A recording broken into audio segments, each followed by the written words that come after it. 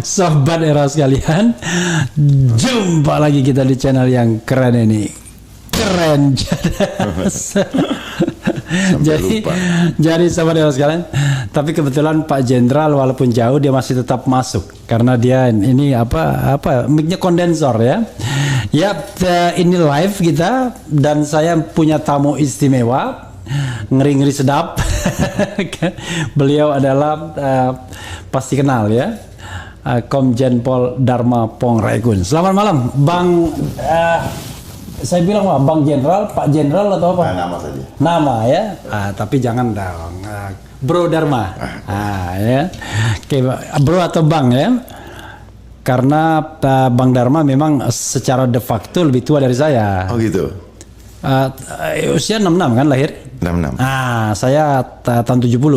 Waduh, masih muda sekali ya. Tapi muka saya muka tue. Gitu ya. Oke, Bang Dharma Pongrekun luar biasa ya. Kita live ini. Pertanyaan saya the first question. Apa yang Abang pikirkan sekarang? Cuma satu. Apa? Selamatkan bangsa ini. Wah, luar biasa. Save the nation ya. Save the nation. Save the nation. Why? Ya kan? Mengapa? How? Mengapa? Ya. Karena kalau kita tidak segera antisipasi, maka kehancuran sudah di depan mata. Mungkin bagi banyak orang masih samar-samar. Ya. Tetapi dari tahun 2020 saya sudah melihat ujungnya seperti apa. Ujungnya tidak lain dan tidak bukan adalah total control. Kalau total control hanya dari control masih pakai HP, it's okay. Tapi ini dalam segala aspek kehidupan. Dalam segala aspek kehidupan. Dalam segala aspek kehidupan. In one chip. Dia tidak akan bilang chip. Oke. Dia akan melakukan sesuatu cara. Mereka akan melakukan suatu cara yang tanpa kita sadari. Oke. Dan itu sebenarnya hal-hal permainan tanpa kita sadari adalah permainan subconscious, alam bawah sadar yang kita tidak sadari karena dia akan propagandakan atau promosikan dengan keadaan yang terbalik. Oke. Misalnya dia sakit dibilang sehat, kira-kira begitu ya? Kurang lebih seperti itu. Terus kemudian akan banyak propaganda yang menjatuhkan mental sebelum keadaan itu sendiri terimplementasi. Oke. Dan saya melihat banyak yang mempropagandakan seperti itu dan saya udah tahu ujungnya apa. Oke. Jadi kondisinya itu belum terjadi. Belum terjadi. Tapi propaganda sudah jauh-jauh hari. Saya berpikir mereka itu adalah berpihak kepada rakyat. Ya. Atau dia adalah bagian daripada lawan. Gitu ya. Yes. Dan ini global actor. Non-state actor, global actor. Oke. Global actor. Jadi problem kita yang save the nation tadi bukan problem dalam negeri. Otomatis residunya akan terinfluence ke dalam negeri kita. Jadi ada proximity-nya gitu ya. Pasti. Oke, itu belum apa-apa udah kenceng mikirnya kita. Luar biasa Pak Jenderal ya. Total control ya. Kenapa harus total control? Kan memang begitu serakahnya manusia sampai kemudian dia berpikir nggak cukup satu negara, satu benua, tapi perlu seluruh dunia. Ya, baik. Ya. Ini persoalannya kita sudah ada di ujung akhir zaman. I see. Di mana revenge antara Dajjal yang ingin membuat Allah yang begitu mencintai umatnya, itu kecewa. Sehingga bagi mereka yang tidak sungguh-sungguh tawakal sama Allah, itu akan tampias. Oke. Karena apa? Karena tawaran-tawaran aktivitas kehidupan dan urusan perut itu yang menjadi challenge oleh mereka.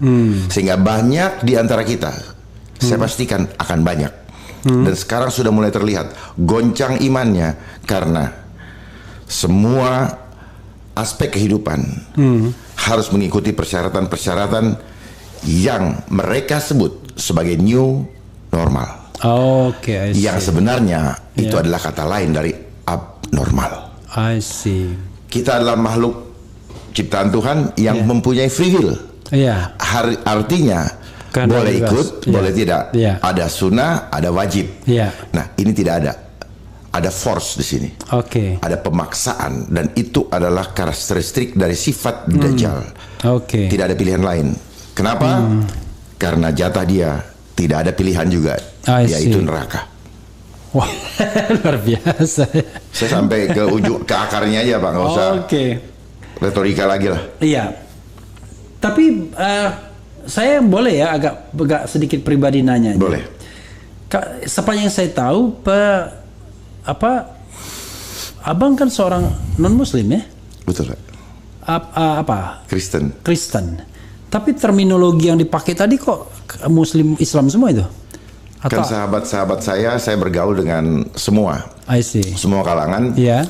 Dan saya tidak stuck dalam posisi bicara agama. I see. Saya ingin sama-sama kita seluruh rakyat Indonesia kita naik level.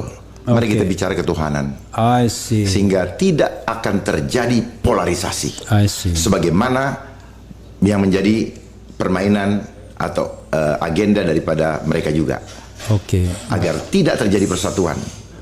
Ketika kita sudah berbicara masalah religion, maka di situ mulai terjadi polarisasi.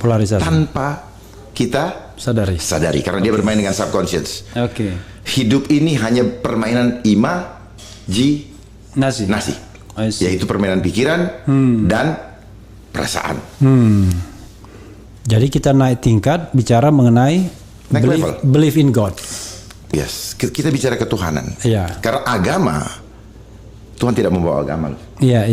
A itu tidak gama kacau. Jadi tujuannya agama adalah membuat manusia yang kacau menjadi tidak kacau.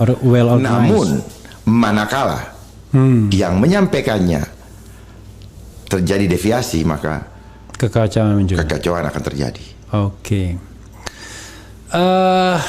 Begini. Nanti pada saatnya saya akan tanya soal gimana cara mengatasinya kan ya. Jadi tadi sudah why ya kan. Kalau dibilang why itu karena tidak ada pilihan lain. Tadi kan cuma two direction, neraka atau surga. Karena mereka tidak ada pilihan, ya sudahlah. Pokoknya ya pendukung surga itu akan diembat oleh pendukung neraka, kira-kira gitulah ya. Why-nya, how? Bagaimana caranya? Untuk total control tadi. Caranya mereka. Iya. Sekali lagi saya ulangi. Atau cara yang mereka skenariokan. Saya flashback sedikit bahwa mereka dari awal punya 3 agenda program. Program utama mereka ada 3. Yang pertama money, power, control population. Yang itu ada yang globalis tadi ya? Ya, ini 3. Elit global tadi ya? Dia mainkan ini. Di bawah pengendalian siapa? United Nation. Money, mereka kuasai sistem perekonomian seluruh dunia lewat sistem perbankannya yang dikendalikan oleh IMF. Yang kedua, lewat IMF mereka mendapatkan power dari setiap negara yang menjadi anggota UN, terutama bagi mereka yang negara yang mempunyai pinjaman. Jadi ini semacam jebakan hutang. Lalu setelah itu lewat powernya, ini program yang itu mereka melakukan kontrol populasi. Power yang ada di setiap pemerintahan di setiap negara yang menjadi anggota United Nation akan mengontrol bangsa tersebut melalui pembentukan regulasi agar tercipta sistem. Jadi sistemnya itu dilindungi oleh sistem yang dibuat itu dilindungi oleh hukum. Hukum yang di-endorse. Ya, sehingga mau tidak mau masyarakat yang ada di suatu negara harus mengikuti sistem itu untuk menjalankan aktivitas kehidupan, termasuk dalam beraktivitas untuk mencari makanan atau pekerjaan. Karena nggak ada pilihan lain kecuali ngikutin sistem. Ya, karena memang mereka harus tidak ada pilihan lain supaya tunduk dan mengikuti. Ya, all the way. I see. Itu tujuannya. Nah, kenapa saya bisa tahu seperti itu? Karena memang mereka sekarang menggunakan yang kalau di Muslim bilang mata satu lah, dajjal lah. Mereka menggunakan instrumen yang seperti kita lihat sekarang, QR code itu. I see. Jadi kemana-mana Bapak bisa akses, dia bisa akses juga isi kita. Wherever we go, mereka tahu. Bapak makan apa, dia tahu. Bapak nginep di mana, dia tahu. Dia ini. Kapan Bapak mau di-delete, dia bisa delete. Anytime. Jadi kehidupan kita mudah sekali mereka akhiri ya. Sama seperti ketika Bapak matiin AC, matiin TV. Iya. Nah, seperti itu teknologinya sama. I see. Jadi teknologi ini sebenarnya adalah copy paste daripada bagaimana Tuhan mengendalikan hidup kita. Kita ini ada di bawah remote kontrolnya Tuhan. Tetapi karena kita bandel, kita memilih yang enak dilihat mata. Sehingga yang tidak kelihatan tidak menarik. Seperti contoh kemarin bola. Kita begitu terbawa euforia dengan apa yang kita lihat, sehingga kita mengidolakan yang mereka create menjadi idol. Sehingga kita adultery, menyembah ciptaannya dia, bukan menyembah yang menciptanya.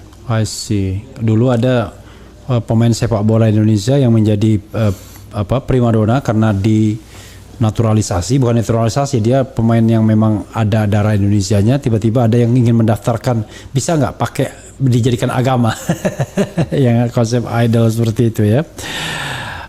Jadi ini semakin ya.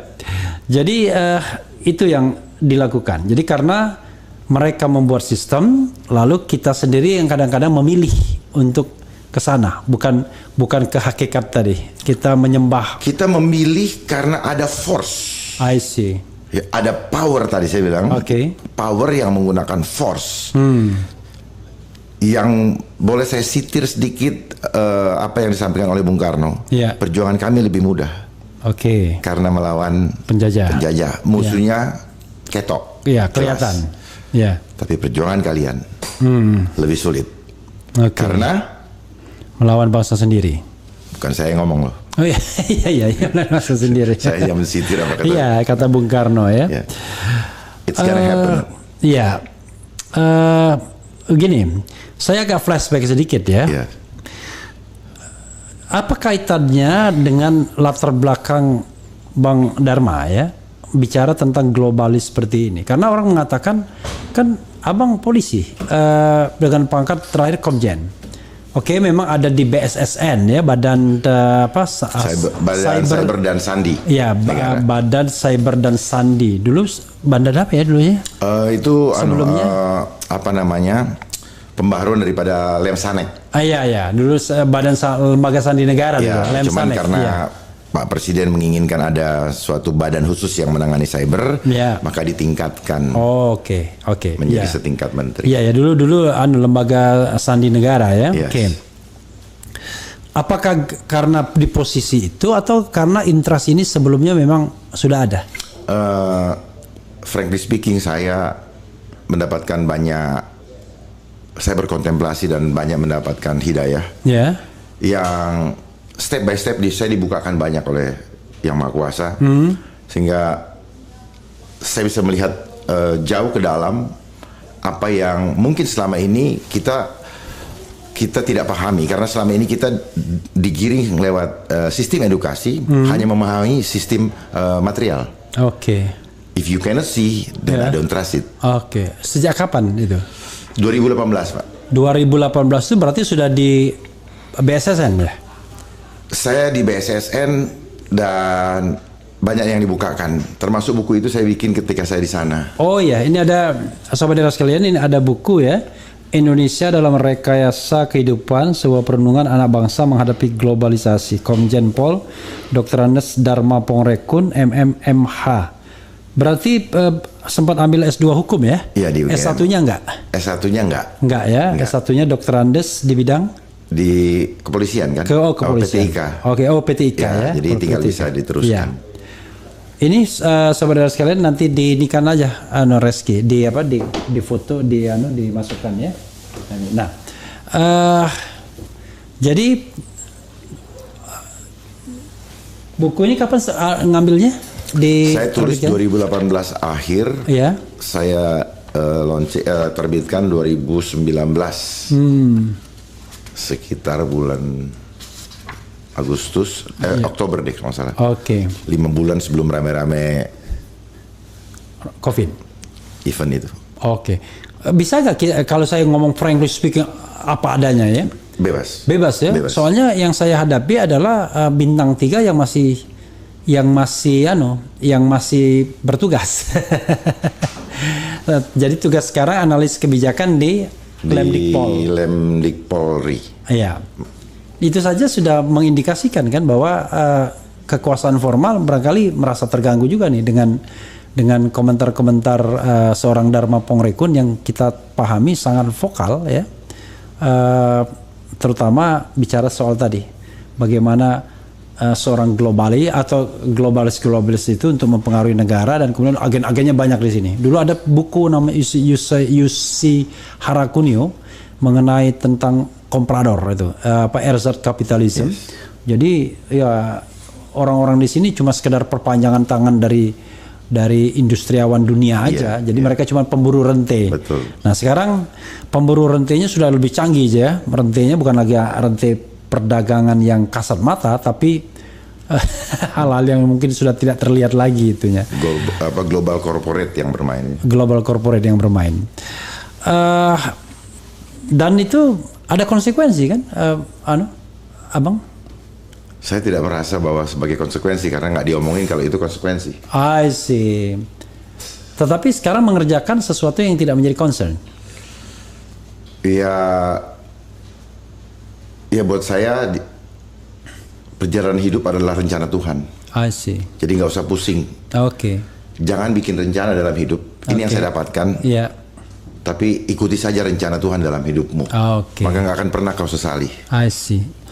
Jadi, tapi kan bagaimanapun kan ada wadah untuk mencurahkan apa yang dipikirkan idealisme, apa kegiatan Abang? Saya kadang dipanggil untuk ceramah kalau di masjid, kadang di gereja, kadang dipanggil dari kegiatan masyarakat mana, saya datang. Kadang mereka ini saya isi aja dengan hal-hal seperti itu. I see. Jadi ada kegiatan-kegiatan di society ya, walaupun masih aktif ya. Kalau mereka minta. Iya, mereka minta ya. Ya, seperti guru lah, guru masyarakat jadinya ya. Ya, menebar ilmu lah. Kalau enggak nanti Tuhan marah. I see. Luar biasa ya. Saya sebenarnya agak speechless juga untuk nanya karena saya mengikuti interview beliau ini ya. Tapi saya ingin tanya begini, Bang. Sebenarnya yang Abang katakan itu sejauh mana sih keyakinan Abang soal imperialisme gaya baru ya kan? Handphone pun Abang persoalkan sebagai bagian dari total control itu ya. Kemudian Abang permasalahkan dinasti-dinasti keluarga yang lama-lama itu ya kan, pokoknya yang biasanya untuk menutupnya bikin foundation dan lain sebagainya. Itu sejauh mana keyakinan Abang memang itu mereka sudah menjalankan skenario itu? Saya tidak akan bicara 100% tapi 1000%. Ya, 1000%. Ya, dan tidak ada yang satupun yang saya sampaikan di awal tahun 2020 yang tidak terjadi saat ini. I see. Jadi pada saat rekan-rekan, saudara-saudara sahabat saya di Indonesia yang belum tahu bahwa segini, saya udah sampaikan ini ujungnya bakal ke sini. I see. Ujungnya bakal ke sini. Oke. Ini pertanyaan konyol aja. Ya. Abang pernah so-called kena COVID itu? So-called. Saya? Ya. Emang ada itu? Ya itulah makanya saya katakan. Ya. Tapi itu dalam kan rentang permainan pikiran dan perasaan. Ya, dalam rentang 2 tahun itu. Ya. Pernah sakit?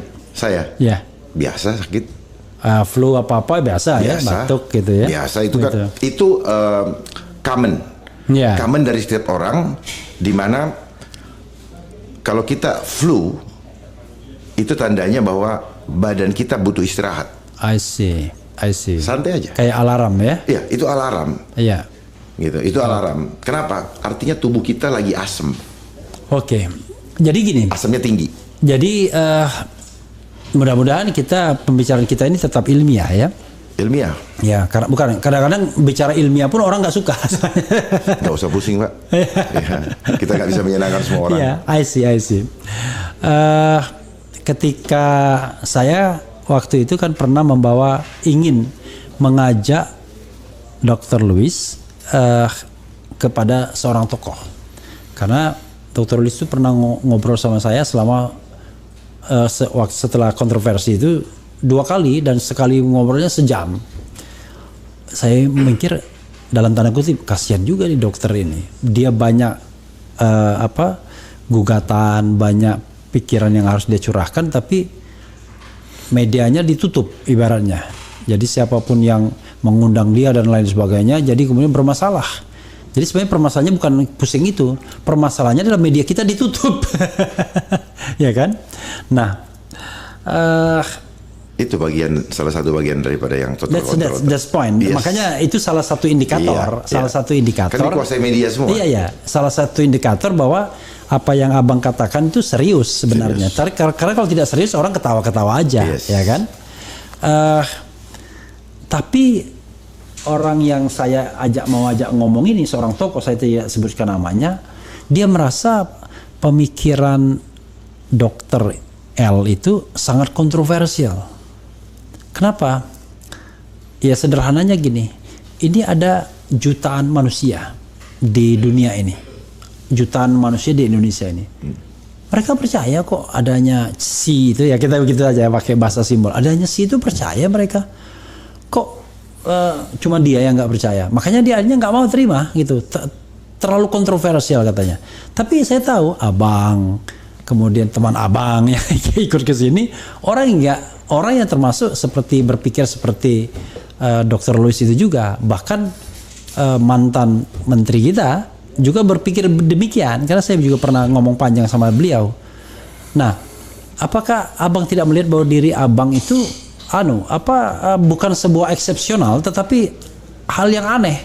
Karena ada jutaan manusia yang percaya, kok abang nggak percaya? Nah, ini saya cuma menggugat, tapi saya tahu jawab abang pasti akan menjawab. Silakan bang. Gini, apa yang dirasakan oleh bapak itu tadi sehingga dia berpikir kenapa kalau yang banyak ini terus satu orang begini? Gara-gara kita sekolah itu diseragamkan, bang. I see. Iya. Itulah konsep seragam. Iya.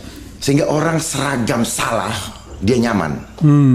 Seragam berdosa nyaman. Iya. Ya. Dibuat tidak berani. Kalau kamu tidak seragam, maka kamu bukan teman saya. Ya. Itu yang sudah dibangun di subconscious. I see.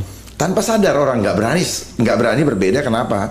Karena konsepnya harus seragam. Bahkan orang mengatakan hal bohong secara repetition, secara berulang-ulang menjadi kebenaran. Nah, kebenaran suka-suka kan itu. Iya. Nah, itu yang namanya salah kaprah itu. Nah, kemudian kenapa mereka itu yang kata abang tadi mengatakan bahwa yang percaya, nggak salah mereka adalah victim, korban dari program mindset, ya. The most basic on mind control is repetition. I see. Ulang selama 21 hari kelar. Ya. Itu perubahan itu perilaku. Abang pernah mempraktekannya atau kepada orang lain? 21 hari itu. Coba aja ulang. Okay. Saya mampu, saya bisa, saya kuat. Allahu Akbar. Ucapkan terus. Maka nggak ada ketakutan. I see. Kita punya kekuatan Allah, Pak, di dalam tubuh kita. Jadi mind control itu penting sekali ya. Banyak orang yang mengatakan, nggak masuk akal. Ya, akal itu apa? Logika kan? Iya. Sementara logika artinya apa? Sesuatu yang masuk akal. No, pikiran yang diprogram. I see. Oke. Termasuk Bang Refli. Iya. Itu kita ini korban pikiran yang diprogram. Okay. Tetapi ketika kita bisa dapat insight out of the box, baru kita lihat ternyata apa yang kita lalui selama ini ada udang di balik batu. I see. Jadi kalau kita bicara sesuai dengan logika itu karena kita sudah fit dengan programnya. Yes, textbook. Ini textbooknya. Yes. Maka sesuatu yang tidak sesuai dengan textbook, maka itu tidak di luar. Itu di luar logika, di luar nalar. Saya perhatikan Bang Refli suka bicara dengan terminologi yang textbook. Iya. Orang senang banget tuh, efektif, efisien. Ada bilang in garbage, out garbage. Iya.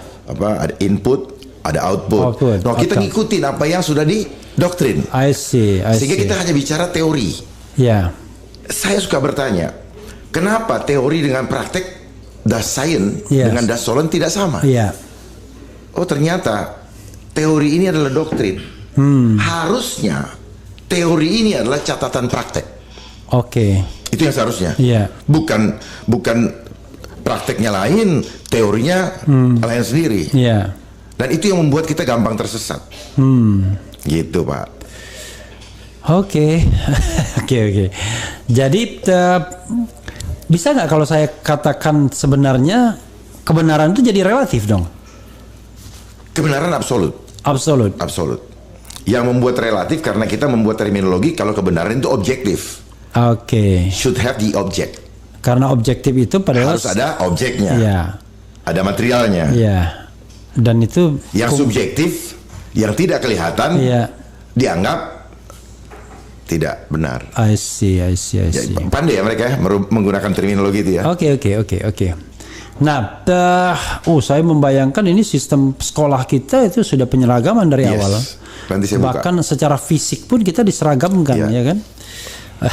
Oke, luar biasa. Tapi nanti jangan lupa juga kita bicara tentang asal institusi Abang Dharma ya. Baik. Coba kita pancing dengan keingintahuan netizen ya. Silakan. Abang masih suka kata-kata netizen atau citizen? Netizen sekarang kita citizen kalau kita ketemu begini. Oke. Kalau di situ itu netizen. Saya ingin bicara preferensi. Abang lebih suka jadi citizen daripada netizen. Of course, kan? Pak. Itu silaturahmi, Pak. Fitrah kita, Pak. Karena kalau jadi citizen kita physically kita bertemu ya. Kalau netizen, Bapak jadi anak buahnya Mark Zuckerberg. Oke. Dia presidennya. Sama Elon Musk. Belum ya? Masih Mark Zuckerberg gitu. Oke.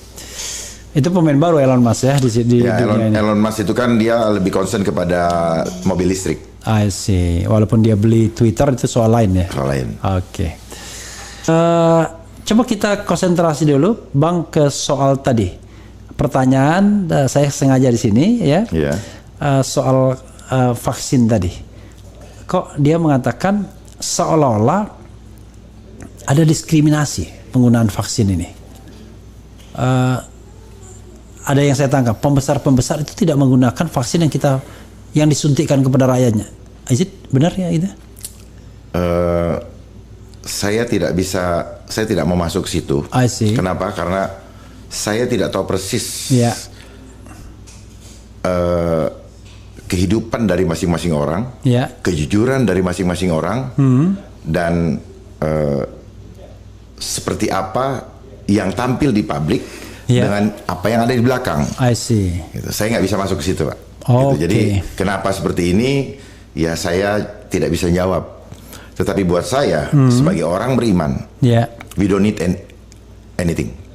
We just need the power of God.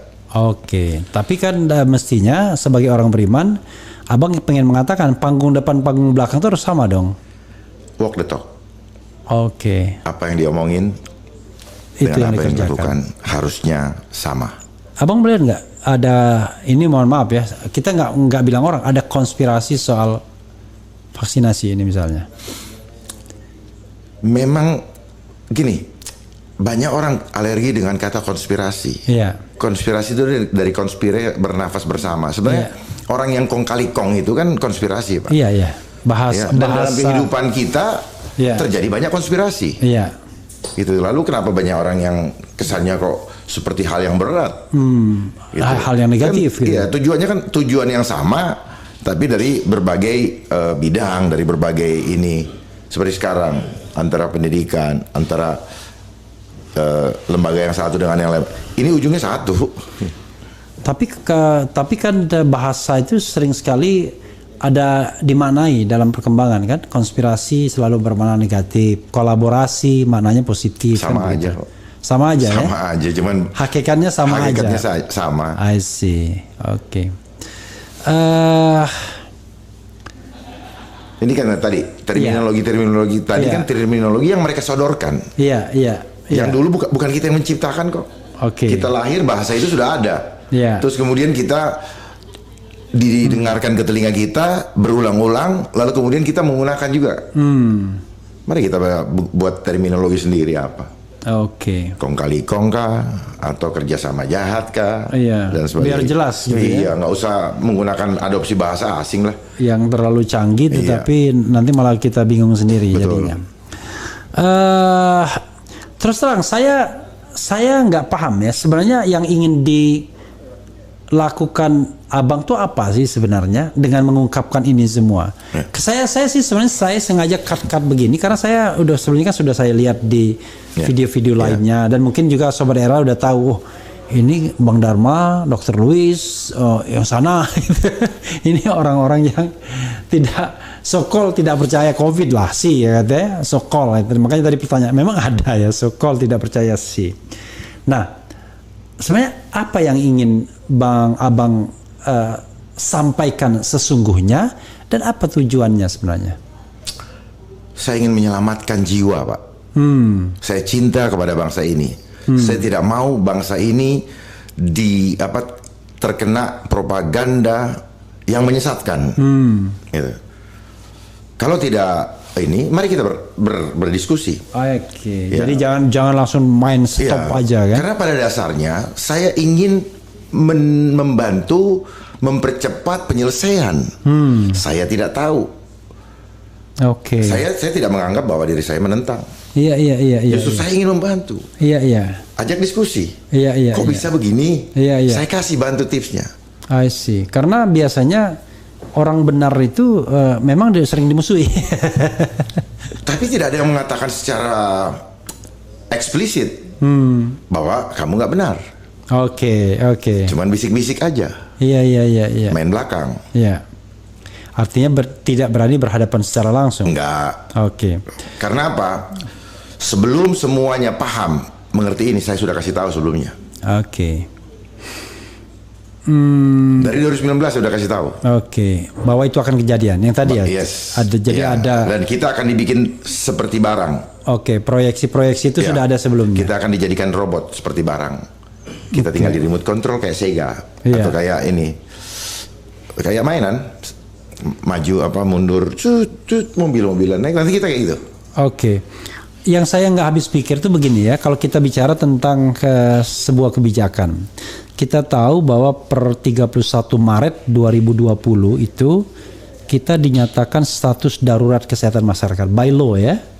Kemudian tanggal 13 April, kemudian status kita ada status lagi yaitu bencana nasional.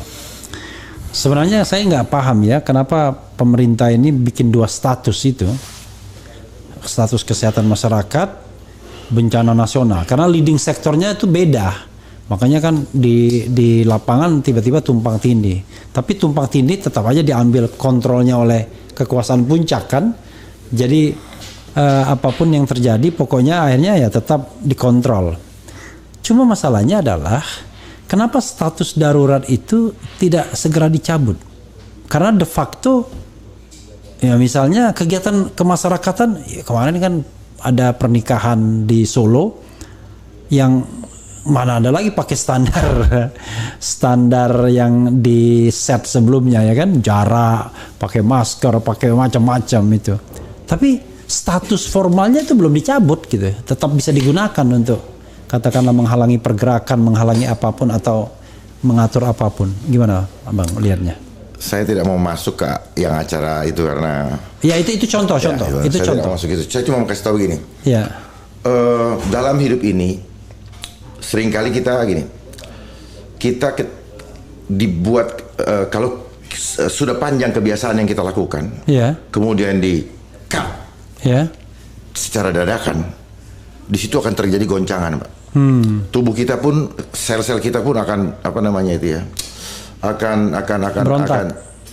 berontak dalam akan terganggu metabolisme dalam tubuh kita. Nah, itu mereka yang mengendorse event ini, itu tahu betul, ya. Kita dikasih manja dulu, begitu dikasih manja di-cut. Kita biasa ketemu di-cut, itu goncang, Pak. Masuk dalam rumah, disuruh lihat televisi, didoktrin. Yang bermain apa? Imajinasi. Iya. Ya. Hidup itu kita hanya masalah imajinasi kok. Oke. Nggak ada yang lain. Sekarang katakanlah kita dibuat gembira, ya kan? Kita seolah-olah sudah berkurang takutnya. Dulu kan takut banget tuh kita. Ya paling tidak banyak jutaan manusia kan? Kalau punya kesempatan bikin mereka tidak takut bisa. Oke, jadi cuman kan nggak punya kesempatan. Oke, jadi paling tidak pada waktu itu orang takut semua. Paling gampang mengatakannya gini, takut mati lah, kira-kira gitulah ya kan? Nah, karena tidak takut Tuhan. Iya, karena tiap hari disodorkan, wah yang mati sekian, ya kan? Aduh. Salah sendiri kenapa mau dengar? Iya, nah yang terjadi adalah ketika itu pada level yang tinggi memang orang pada takut. Nah sekarang orang agak gembira. Saya mau tanya, kenapa orang takut? Karena dia mendengar informasi. Kenapa? Dengar informasi kok harus takut? Nggak tahu. Harusnya orang kan dengan informasi yang lengkap. Padahal dia sekolah tinggi, gelarnya ini. Iya. Ada yang salah dari sekolah. Iya. Bapak dikasih gelar hanya dapat bangga dan percaya diri. Iya. Artinya Bapak menghitung diri Bapak cuma sendiri. Tapi Bapak jauh dari percaya Tuhan. Kalau Bapak percaya Tuhan, Allahu Akbar, maka Bapak tidak melihat walaupun 1000 orang, Bapak sendiri, Allah yang gebah mereka. Nah ini persoalannya, Pak. Persoalannya kita selama hidup hanya diasah intelektual kita, conscience kita. Yang hanya punya kemampuan 5% mengontrol hidup kita. Yang 95% itu subconscious, alam bawah sadar. Alam bawah sadar ini terhubung dengan alam supranatural kita. Nah ini yang bermain, Pak. Sebenarnya mereka bermain di alam supranatural. 90%. Jadi segala yang imajiner diberikan kepada kita. When you challenge, can I see it? They cannot show it. Ya tapi paling tidak ya itu adalah fakta yang abang bisa pahami ya.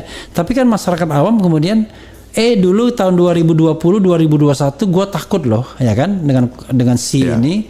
Terutama dalam alam bawah sadarnya takut mati. Betul.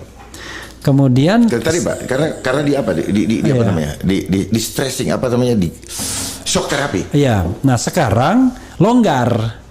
Orang nggak takut lagi. Ya kan? Nah, tapi saya merasa at any time itu ketakutan itu akan diciptakan lagi. You're right.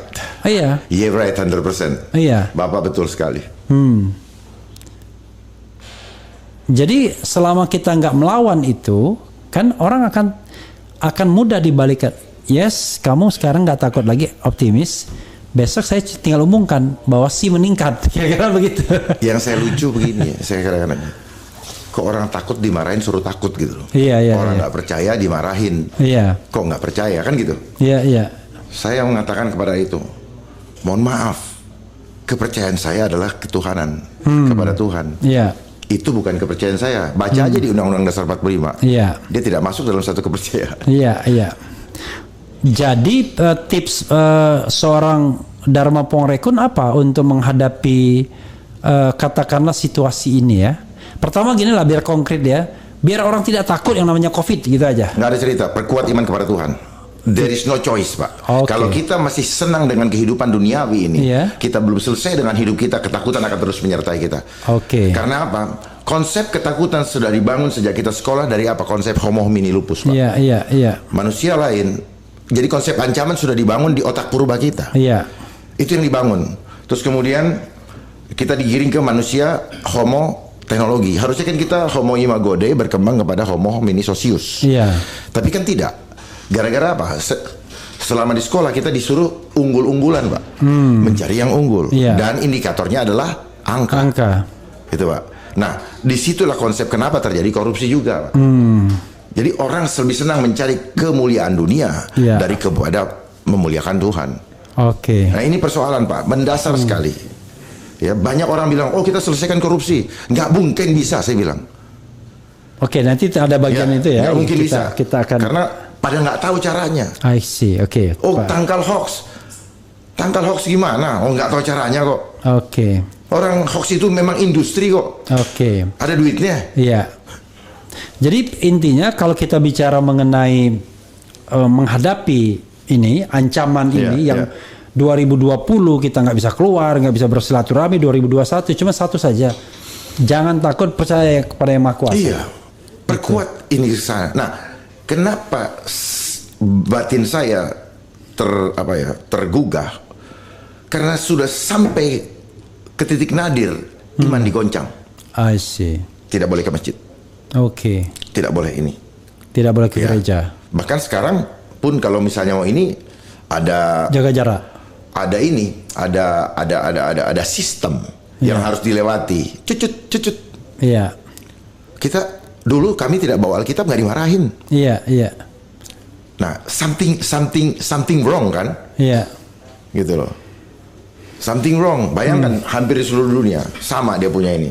Pakai masker, jaga jarak, cut. Nah, pakai masker. Loh, there is an order ini. Iya. Something wrong ini, ada order. Kok terstruktur, sistematis dan masif? Memangnya anak bangsa kita tidak mempunyai pemikiran sendiri how to solve the problem? Iya. Gitu. Jadi kayak migrasi problem gitu. Dan kalau tidak ada uangnya, nggak jalan. I see. Itu kuncinya di situ, Bos. Makanya Dr. L mengatakan mudah menghilangkan itu. Anggarannya aja dibuang. Selesai. Definitely. Masa seorang Minister of Health misalnya He doesn't know about health. Iya. He doesn't know about health. I see. He doesn't know. Oke. One more time, he doesn't know. Itu satu tip tadi yang abang ingin katakan ya. Jangan takut, percaya kepada yang Maha Kuasa. Cuman itu, Pak. Oh, cuma satu. The only ya. Jangan takut, percaya. Kenapa? Kita berasal dari Dia dan kita akan kembali ke Dia. Oke. Nggak ada tempat perlindungan lain. Jangan berlindung kepada manusia. Oke, itu kan soal keyakinan. Tapi soal sesuatu itu barang ada apa enggak? Kalau menurut For me. Iya. Kalau ada yang bilang ada, mari sama-sama saya challenge kita buktikan bersama. I see. Gitu. Orang yang dilaporkan meninggal misalnya, itu apa penyebabnya?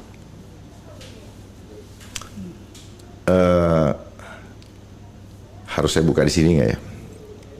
Apa yang menyebabkannya? Kalau riskan nggak usah lah. Tapi intinya mungkin. Nggak, artinya begini. Iya. Ya, satu saya buka kuncinya. Iya. Karena adanya protokol. Protokol tuh tahu nggak artinya? Singkatan dari apa? Proses total control. I see. Jadi itu bukan cocok-cocokan aja, enggak ya? Ini yang saya selalu bilang. Orang selalu bilang cocokmologi. Yeah. Mereka sudah siapkan itu untuk membuat apa? Ada challenge. I see. Karena mereka pakai simbol, Pak, selalu. Oke. Orang nggak ngerti bahwa bahasa Inggris ini tahun berapa dia eksis. Iya. Tahun abad ke-7, abad ke-7 datang dari suku Jermania, yang disebut dengan suku Anglo. Sehingga bahasa Inggris yang asli Britain itu adalah Celtic.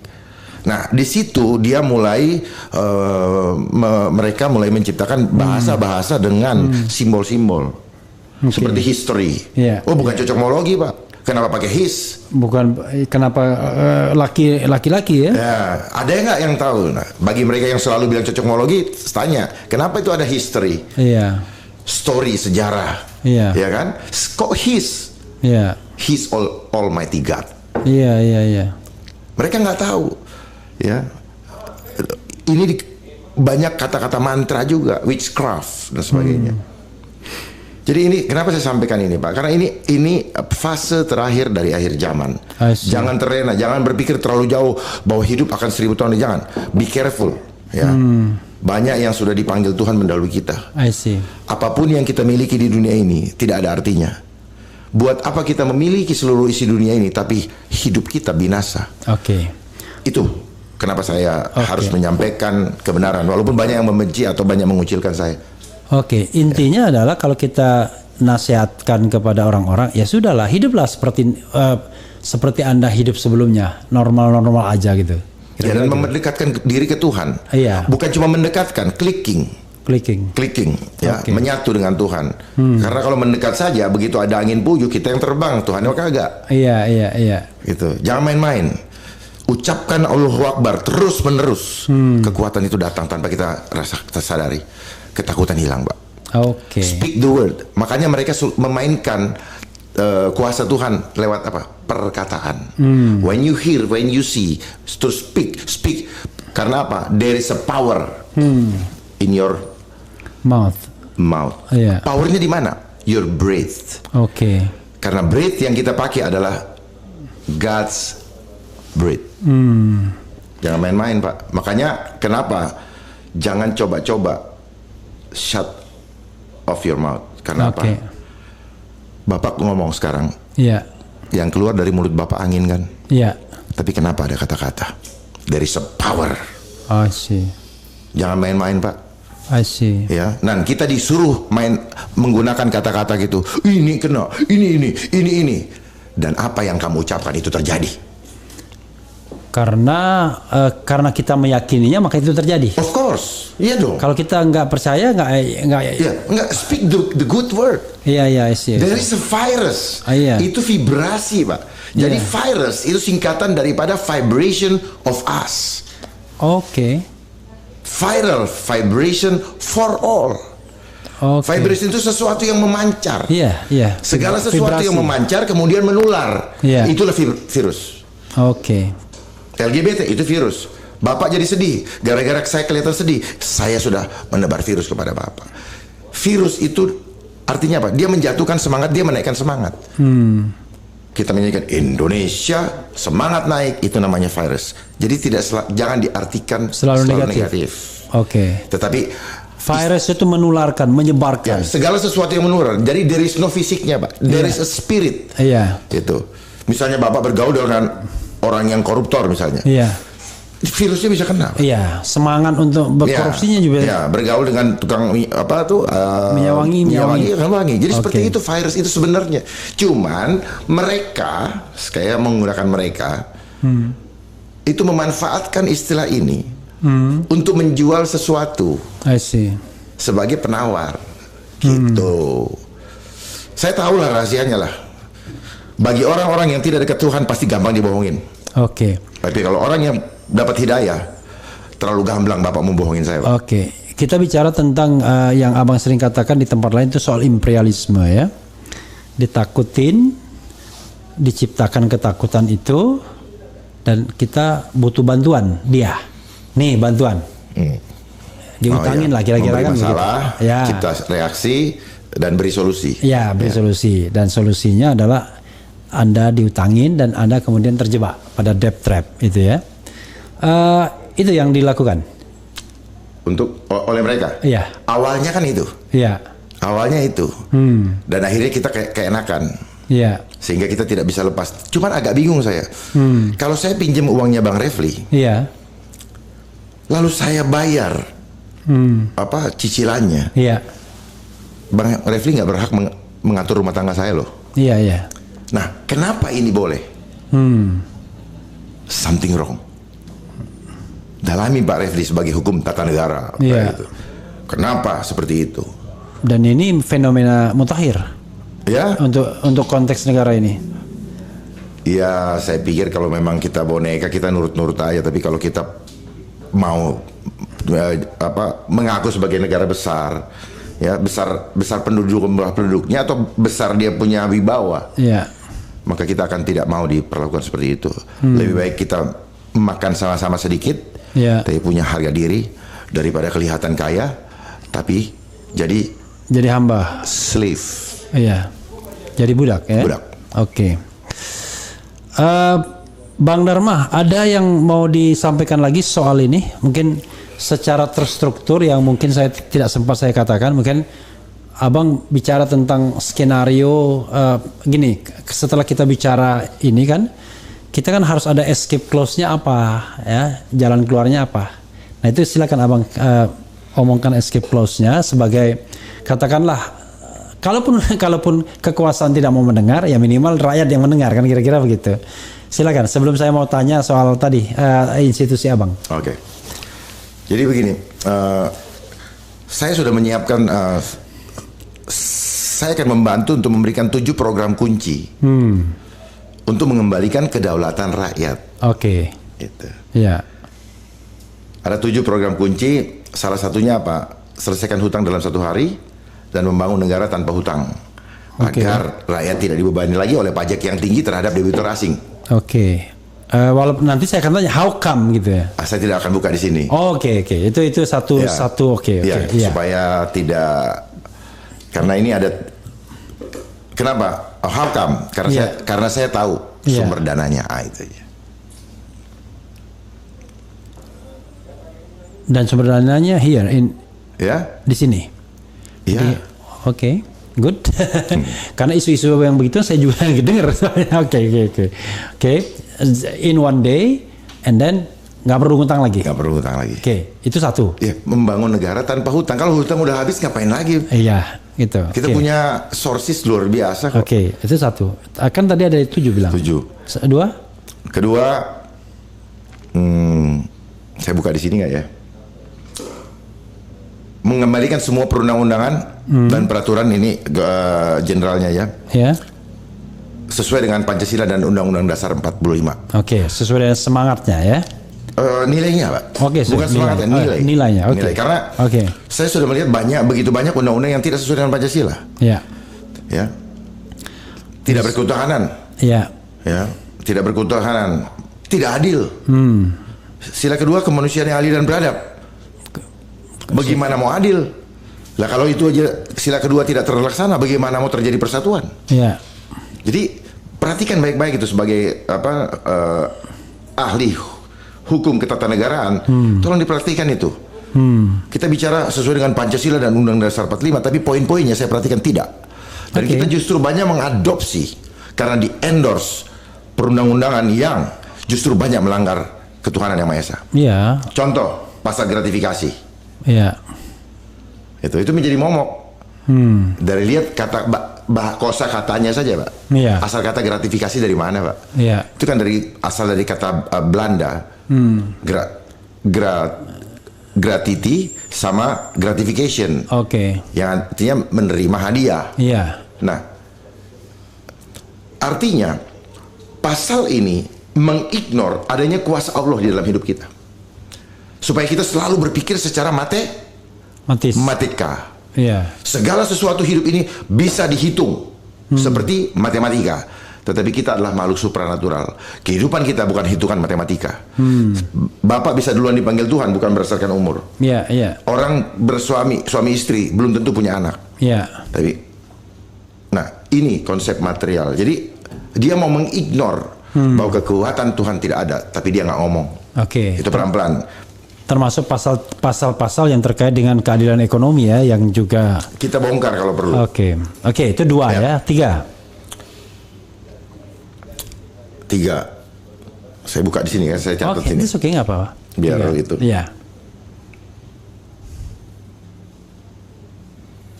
Ya, saya senang ini, suka mikir-mikir sendiri aja. Oke. Menghapus semua kebijakan yang tidak berpihak kepada rakyat. Oke. 3. Agar rakyat menjadikan tuan rumah. Agar menjadikan rakyat tuan rumah di negaranya sendiri. Oke, 3. Iya. Menyelamatkan kemandirian pangan. Oke. Menyelenggarakan kemandirian pangan, sandang dan papan. Oke. Demi mengembalikan kesejahteraan rakyat. Oke, 4 itu ya. 4. 5. Meniadakan segala bentuk korupsi. Oke. Ini satu poin yang diskriminasi. Ya, oke. Dan polarisasi. Oke. Yang berpotensi merusak rasa persatuan dan kesatuan bangsa. Oke, 5 itu ya. 6. 6. Memperbaiki kualitas pendidikan. Oke. Yang berlandaskan nilai luhur Pancasila. Oke. Demi menyelamatkan akhlak generasi penerus bangsa yang beradab. Oke. 7. 7. Mengembalikan fitrah bangsa sebagai insan nuswantara, nu makhluk swa, mandiri anta menuju ra kepada Sang Pencipta. Jadi kita apapun yang kita kerjakan, semua kita pertanggungjawabkan kepada Allah. 7 itu. Yes. Siapa yang melakukan? Kita. Kita kan ada ya, kita kalau kita nggak punya power, kita yang punya hati lah. Oke. Ya. Dan mudah-mudahan dimanapun hati itu ada ya. Ya, saya berharap beliau-beliau yang sekarang sedang berkuasa, berreklame. Oke. Oh, berreklame. Berreklame karena kan belum, Pak. Untuk 2024 ya, supaya dilirik. Kembalikan kedaulatan rakyat. Oke. Sebelum Tuhan panggil kita semua. Oke. Kalau kita bicara tentang skala meter, saya bicara skala meter ya. Negara kita, saya kasih 0 sampai 10 ya. Dari sisi kemandirian politik saya tanya. Kalau 0 itu sangat tidak mandiri, 10 sangat mandiri, ya. Mediannya kan 5 tentunya. Menurut Abang, berapa skor kita untuk kemandirian politik saat ini? 3, oke. Untuk kemandirian ekonomi? 1. Untuk kepribadian? Daripada saya bilang 0. Iya, untuk kepribadian? Kepribadian. Karena Trisakti kan itu kan? Oh ya, Iya. Trisakti. Iya.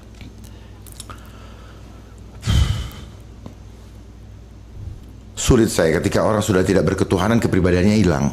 Oke. Jadi ya 4 lah ya. 4. Oke, yang lebih spesifik lagi. Kehidupan keagamaan? Hanya formalitas. Oke. Kehidupan sosial? Kenapa?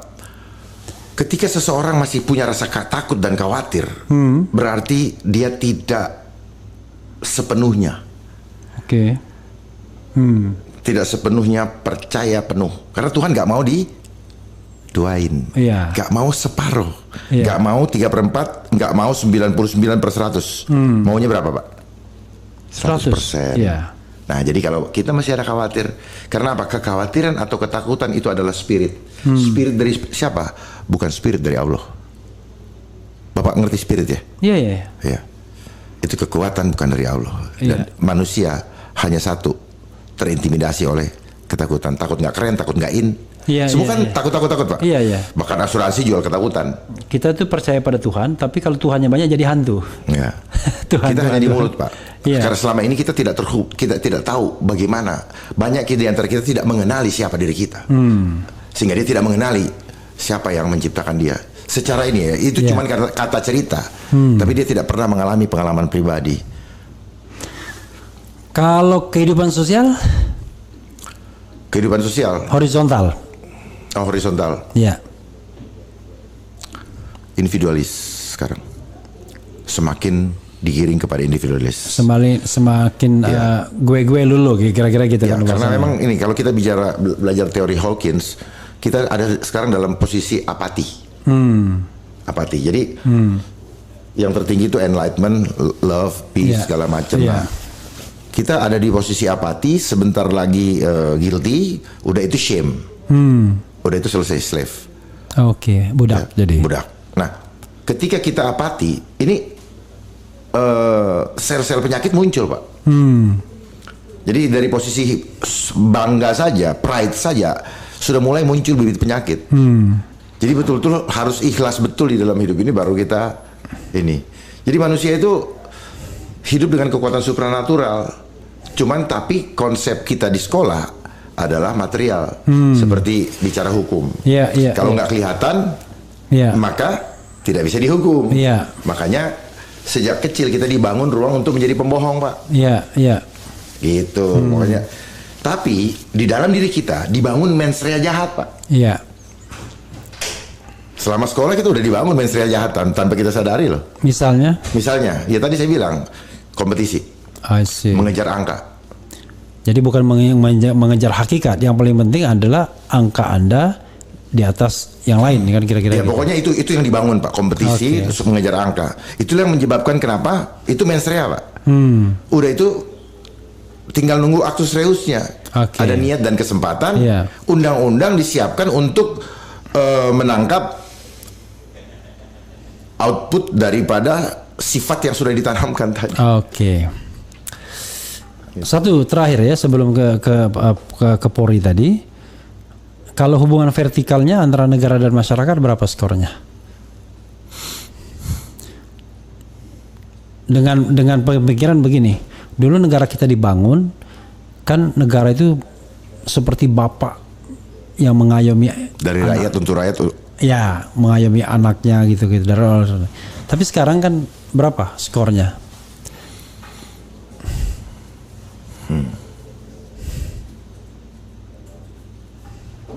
Mohon izin untuk yang ini saya tidak akan.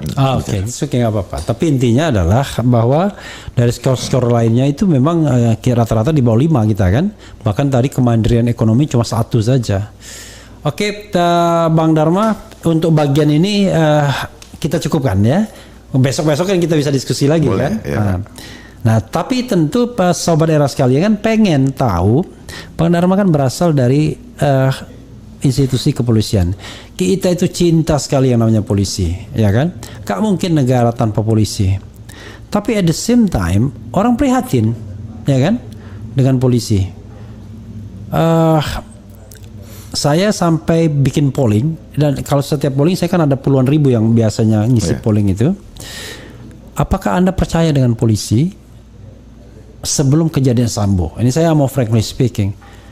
Mayoritas bilang nggak percaya, dan itu angkanya 90%. Ya walaupun barangkali terpengaruh sama Sambonya. Nah sekarang pertanyaannya, dengan carut marut seperti ini, kita tahu tiba-tiba ada isu uang wow 100 triliun gitu kan, ada profiling harta kekayaan yang nggak masuk akal begitu ya.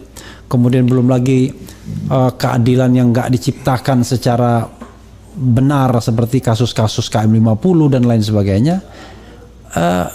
Menurut Abang apa panasianya untuk memperbaiki penegak hukum kita ini, termasuk juga isu-isu korupsi dan lain sebagainya?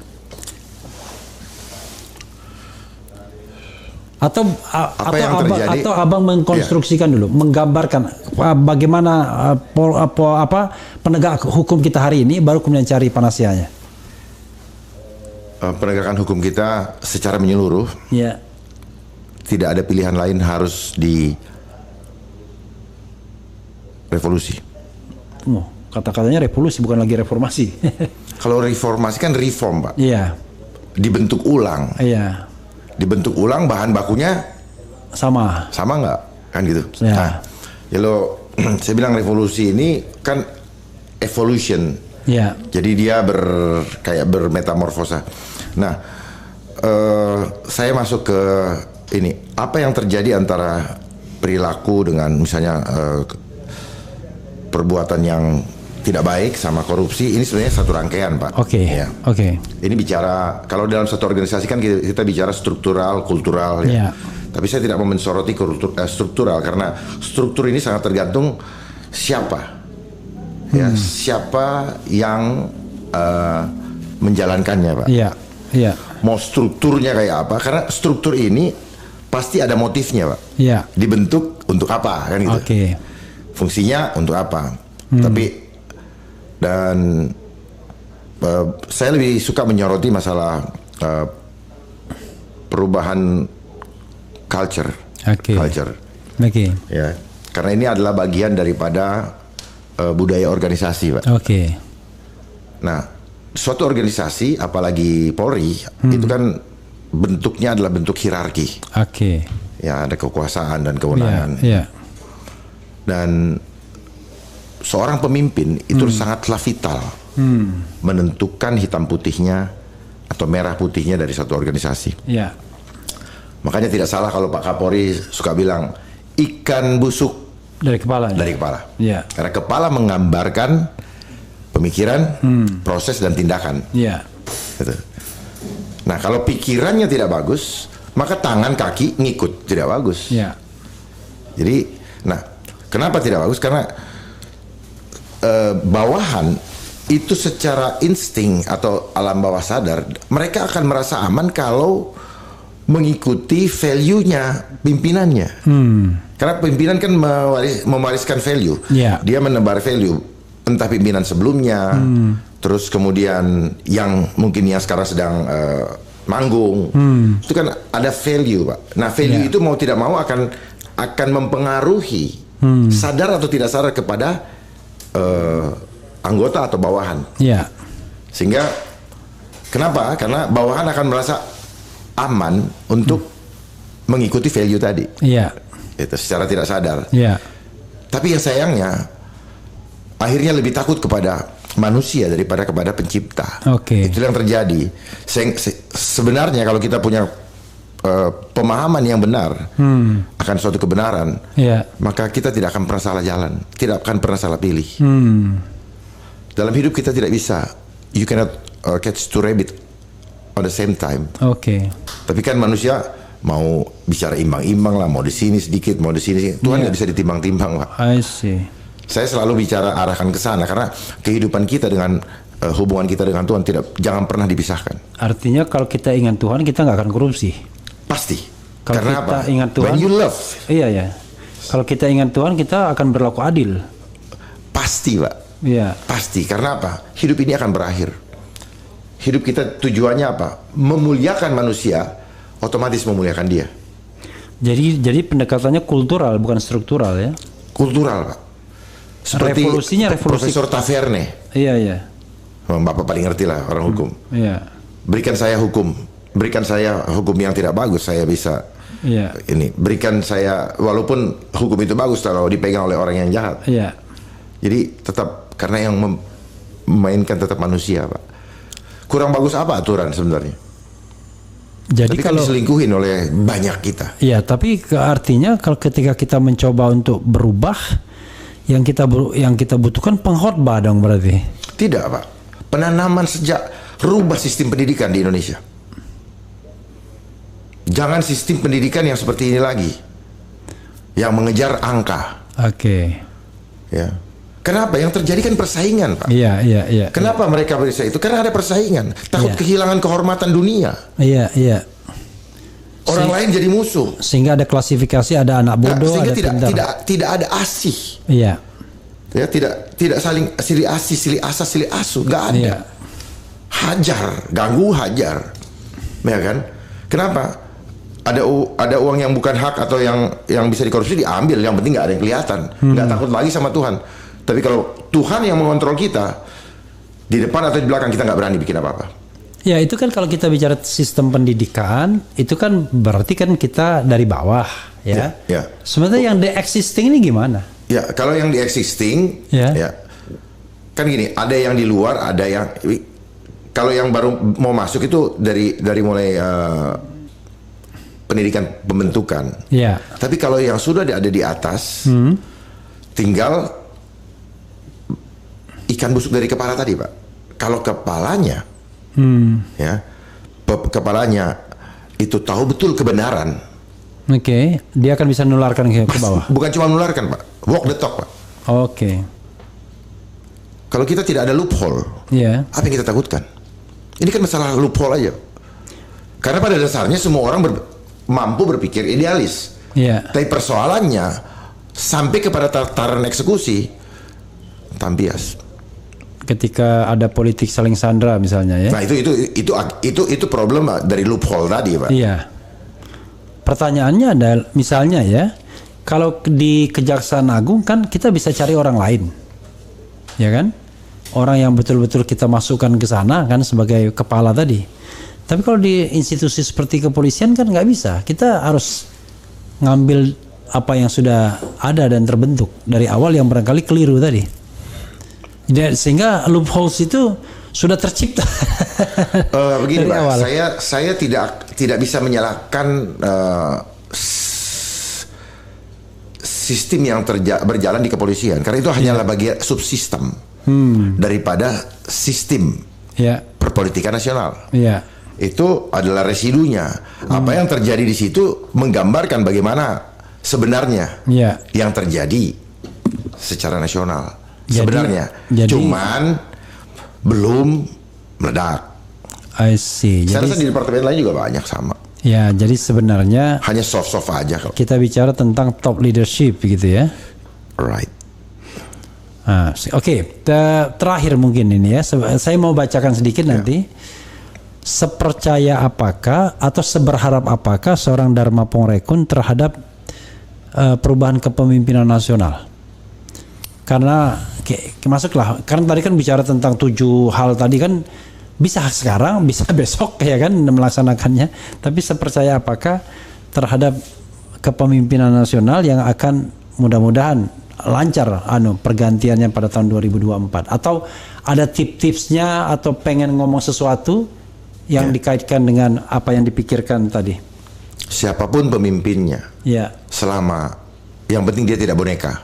Oke. Kalau dia boneka, Sami Mawon. Boneka itu bisa boneka dalam, bisa boneka luar. Mostly boneka luar ya? Ya kalau yang di dalam kan boneka, Pak. Enggak, maksudnya bisa boneka orang dalam, bisa boneka orang luar gitu. Enggak. Yang namanya boneka dia dikendalikan dari luar. Oke, Dia jadi karena luar kan gitu.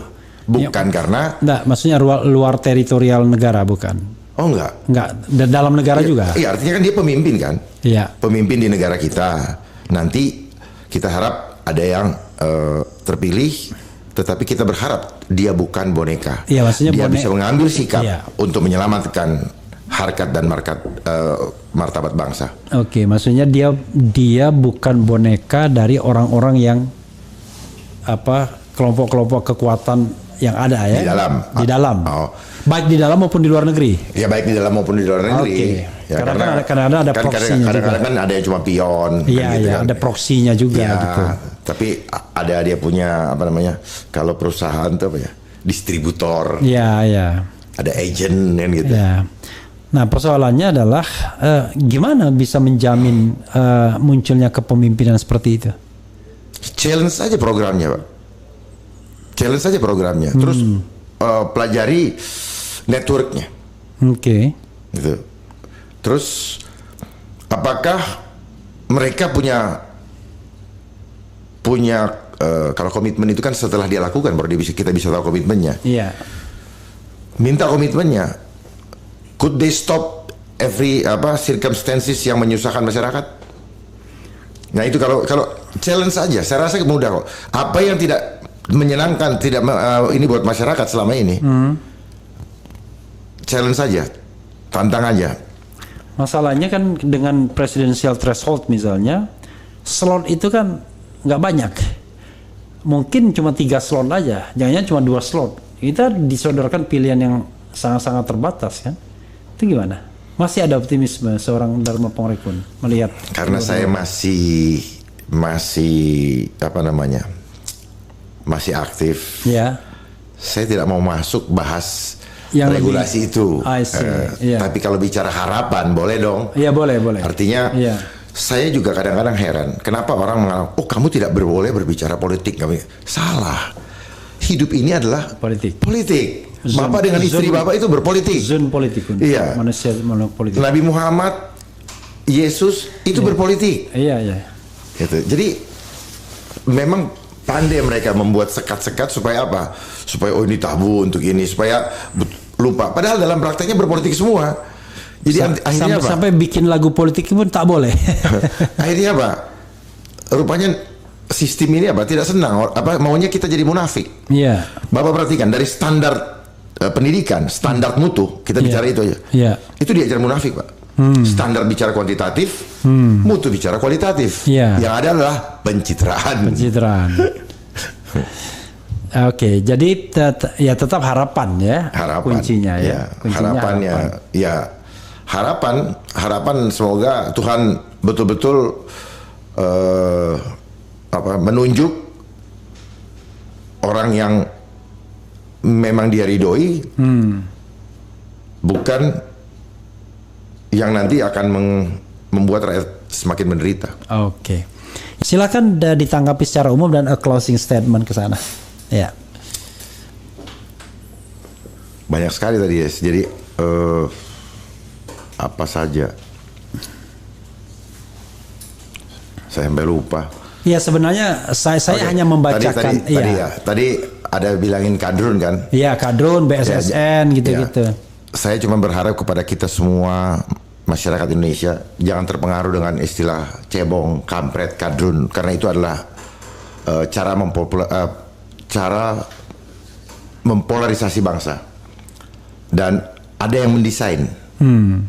Tapi kita tidak usah bahas ini. Ada yang mendesain itu supaya bangsa ini tetap terpolarisasi.